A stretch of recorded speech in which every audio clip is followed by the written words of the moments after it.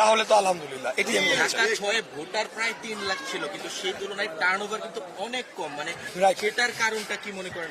এটার কারণ আমরা মনে করি যে আমাদের যারা প্রতিদ্বন্দ্বী রাজনৈতিক দল তারা বাড়ি বাড়ি গিয়ে একটা ভয়ভীতি প্রদর্শন করেছে। বিশেষ করে মহিলারা বিভিন্ন বাসাবাড়িতে গিয়ে তারা ভয়ভীতি দেখিয়েছে এবং ভোটারদেরকে ভোট কেন্দ্রে আসতে নিরুৎসাহিত করেছে। বিশেষ করে আমাদের এখানে অনেক হিন্দু ধর্মাবলম্বী ভোটাররা রয়েছেন, তাদেরকে এক প্রকার ভয়ভীতি প্রদর্শন করা হয়েছে।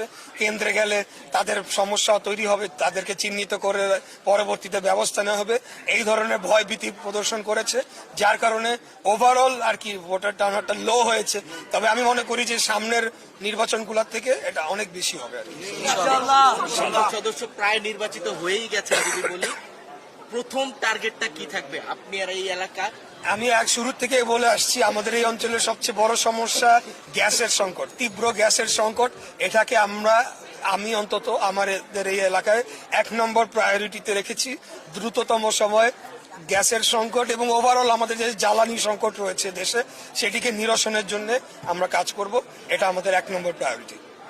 বিজয় মিছিল হচ্ছে না, মানে কোনো কারণে আপনি বন্ধ রাখবেন নাকি আগামীকাল করবেন? মানে আমাদের যারা সর্বস্তরের নেতা কর্মীরা গত 2 দিন তারা ঘুমাতে পারে নাই, তারা নিরলস পরিশ্রম করেছে, তারা ভোট কেন্দ্র পর্যবেক্ষণ করেছে, সারাদিন ভোট কন্ডাক্ট করেছে এবং বিভিন্ন জায়গায় আমাদেরকে প্রতিকূল অবস্থার মুখোমুখিও হতে হয়েছে। বিশেষ করে আমরা লক্ষ্য করেছি আজকে যারা প্রশাসনের দায়িত্বে ছিল তার বড় একটা অংশ এবং সর্বপ্রকার আইন শৃঙ্খলা রক্ষাকারী বাহিনী এবং নিরাপত্তা বাহিনীর সদস্যরা বিভিন্ন জায়গায় জামাতের নেতা কর্মীদের পক্ষ অবলম্বন করেছিল, যার কারণে আমাদের নেতা কর্মীরা অত্যন্ত টায়ার্ড, তারা অনেক পরিশ্রম করেছে। তাই আজকে এখন তারা বিশ্রাম নিবে, কালকের থেকে আমাদের বিজয় মিছিল শুরু হবে।